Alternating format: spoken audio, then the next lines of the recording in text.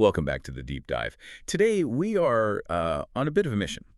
And it's personal, it's maybe a little uncomfortable, but I think it's absolutely essential. It really is. We're not just going to talk about attention in the abstract. No, we're holding up a kind of psychological mirror to your digital life. And that mirror, it reflects a pretty difficult truth, which is that your environment, your phone, your laptop, it was all quite deliberately engineered to fragment your focus. Exactly. So this isn't a test of your intelligence or your willpower, for that matter. Not at all. Think of it more as a reflection of how the digital world has, conditioned your brain. Right.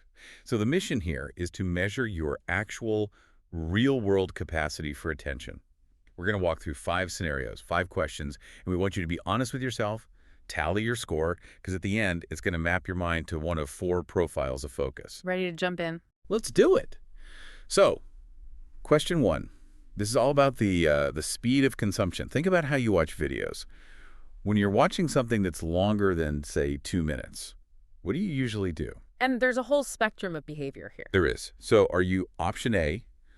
You watch it all the way through, no distractions. That's sort of the ideal state, right? A very rare ideal state, yeah. Or option B, you find yourself skipping ahead, checking the comments, maybe bumping the speed up to 1.5 or 2x. Or C, you're watching it, but you're also doing something else entirely. The classic multitask. Yeah. And finally, option D, you pause it. You tell yourself you'll come back to it later, but, you probably never do. That option B is so interesting. It really reveals how we've been conditioned for acceleration. Your brain is basically demanding the information faster than it was meant to be delivered. Or it needs something else on the side, like the comment section. Exactly. The main content isn't enough to hold your focus by itself. And what about C, the multitasking one that feels so productive in the moment? It feels productive, but it's a total delusion. Research shows that context switching, jumping between tasks, can slash your productivity by almost 40%. You think you're doing 2 things. But you're actually just doing both of them badly. You're doing both badly, and you're eroding your ability to ever commit to just one thing. Which leads us perfectly to the next question. The clutter on our screens often mirrors the clutter in our heads. Okay, I'm scared of this one. Question 2. Right now, across all your devices, how many tabs or apps do you have open? Oof. Is it A, just 1 or 2? No, you keep a clean ship.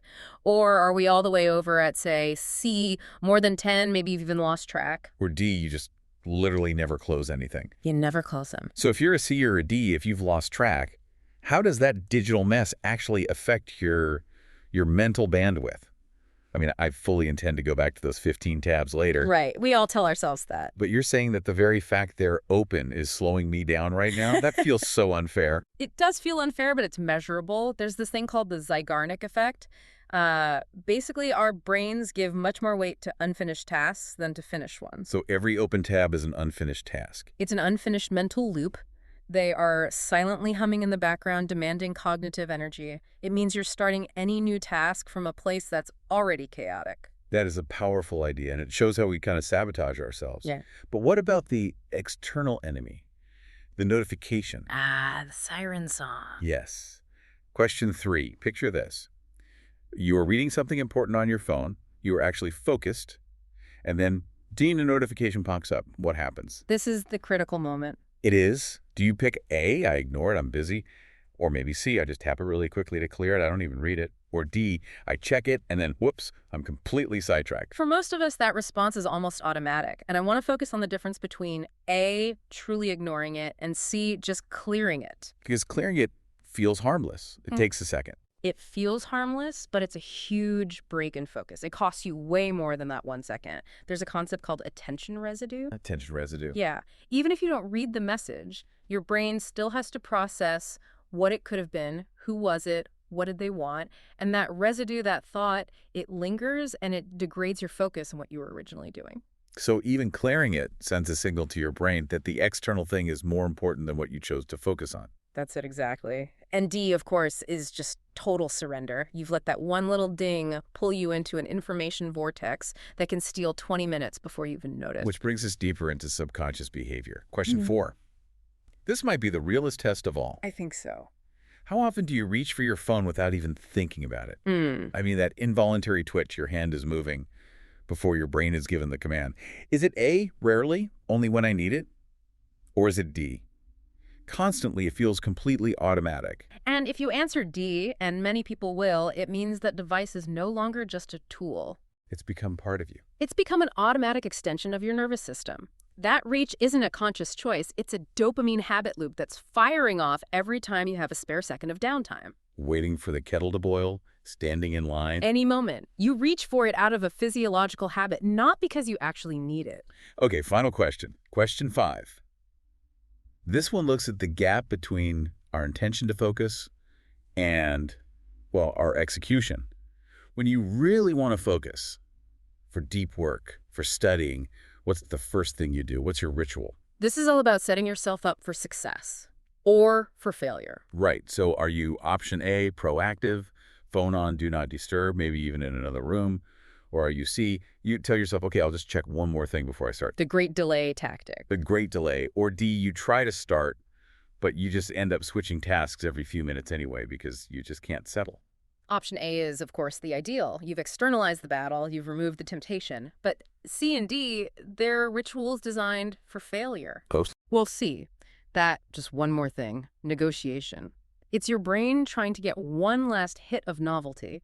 And that one thing almost always turns into 20 minutes of scrolling. Contaminating the whole session before it even begins. Precisely. And D, the internal chaos, that just shows a mind that hasn't been trained to resist that urge for novelty at all. Okay.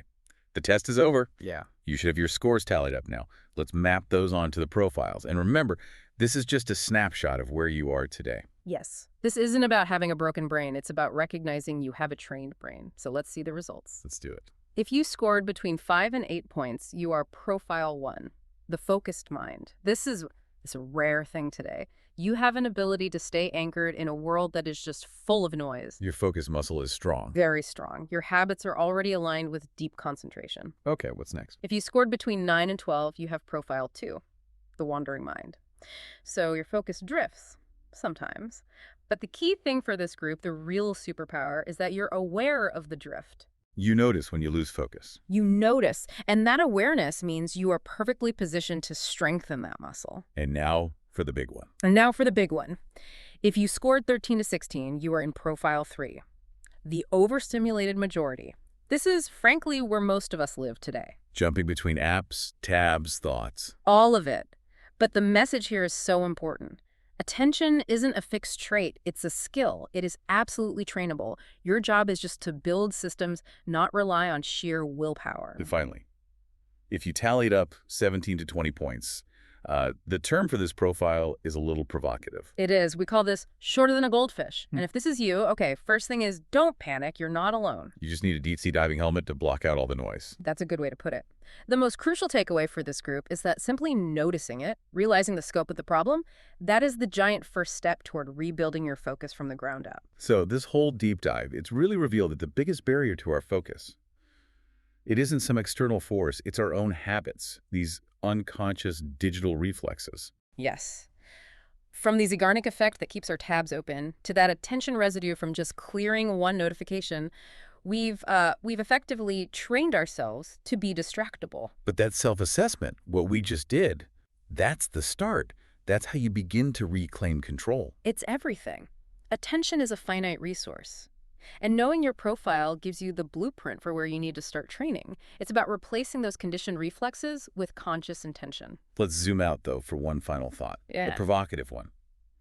If these tiny daily distractions, the skip, the tap, the automatic reach, if they're chipping away at our attention every single hour, what's the compounding cost? What happens when you take a chronic behavior like doom scrolling and you stretch that fragmentation across an entire year of your life, of your potential?